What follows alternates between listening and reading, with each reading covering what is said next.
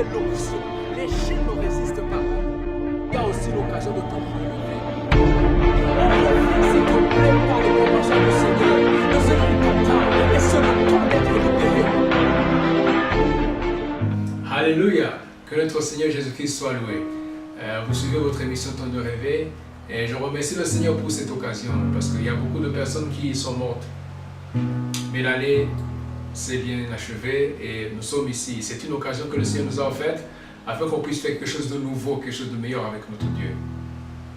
Aujourd'hui, j'aimerais qu'on parle sur la foi, mais une foi dans les intérêts de Dieu, une foi qui est selon le Seigneur.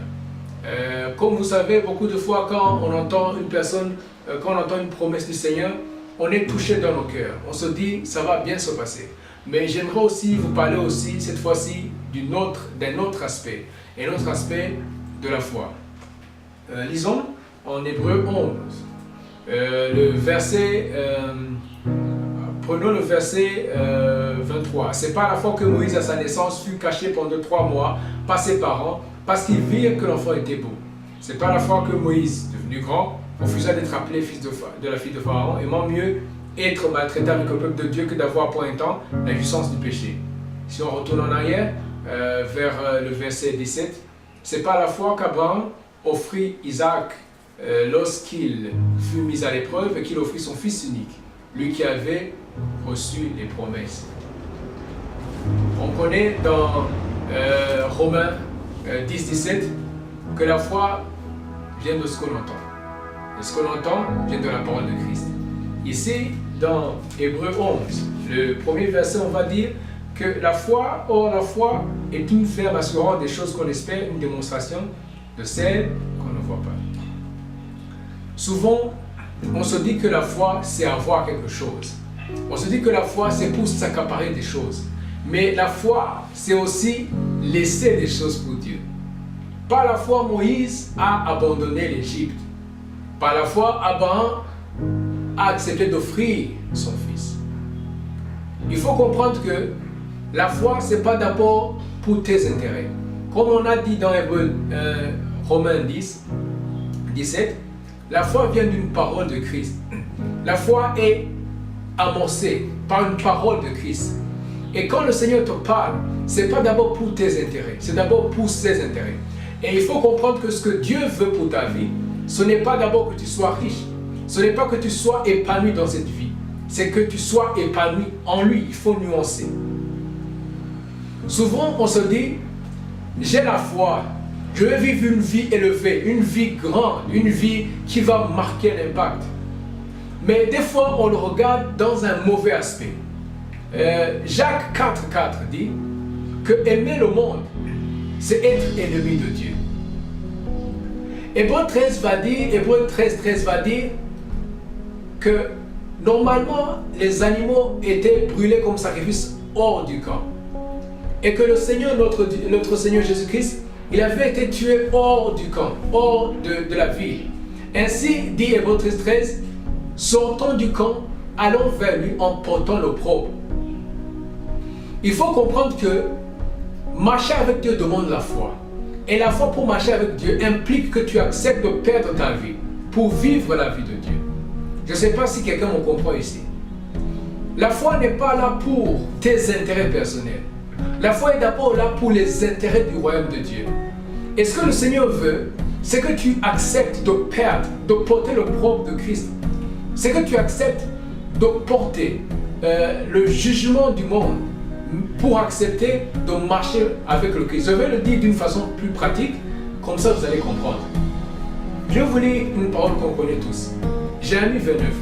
Le verset 11 dit, car je connais les projets que j'ai formés pour vous de l'Éternel, projets de paix, non de malheur, afin de vous donner un avenir de l'espérance.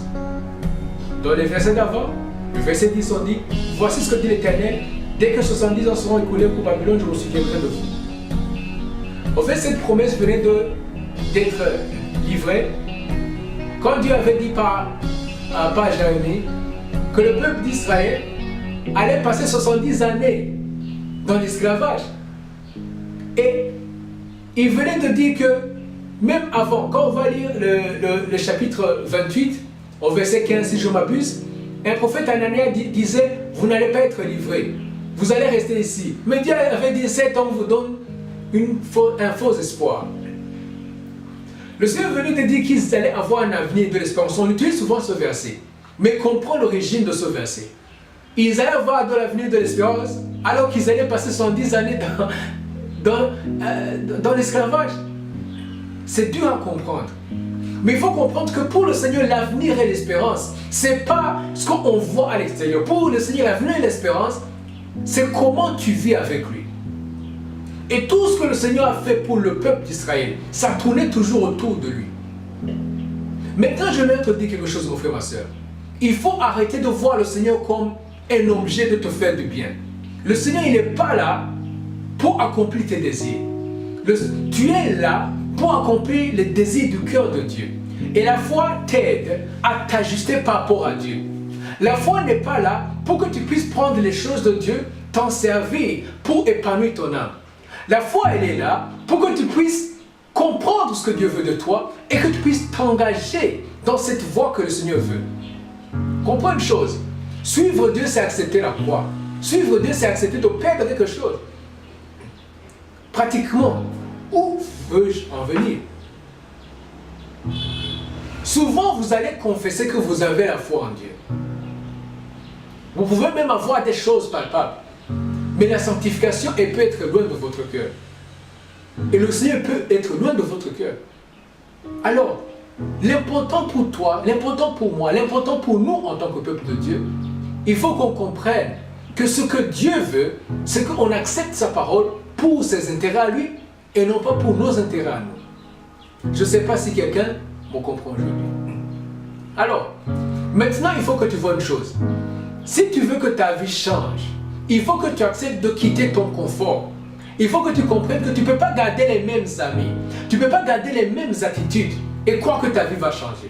Parce que la foi, ce n'est pas seulement confesser. Ce n'est pas la conviction de ce que l'on espère. C'est aussi une démonstration de ce que l'on ne voit pas. Il faut que tu puisses arriver à démontrer par ta vie que ce que tu as confessé, ça concorde avec ce qui est dans ton cœur.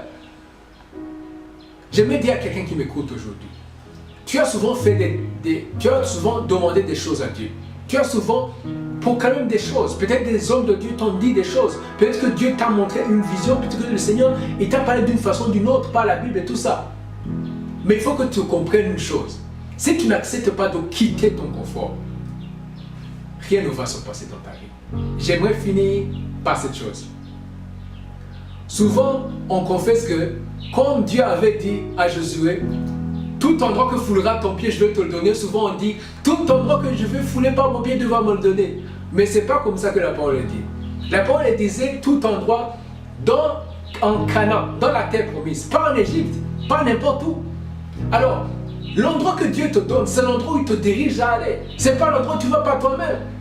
Il ne faut pas que tu ailles quelque part où Dieu t'interdit et croire que ça va bien se passer. Non. Quelque chose va se passer, tu vas perdre ta relation avec Dieu. Que le Seigneur Jésus-Christ te bénisse. Prions ensemble aujourd'hui. Mets la main sur ton cœur. Seigneur, j'accepte de marcher avec toi. Répète avec moi. J'accepte de laisser tout ce que tu m'as demandé de laisser.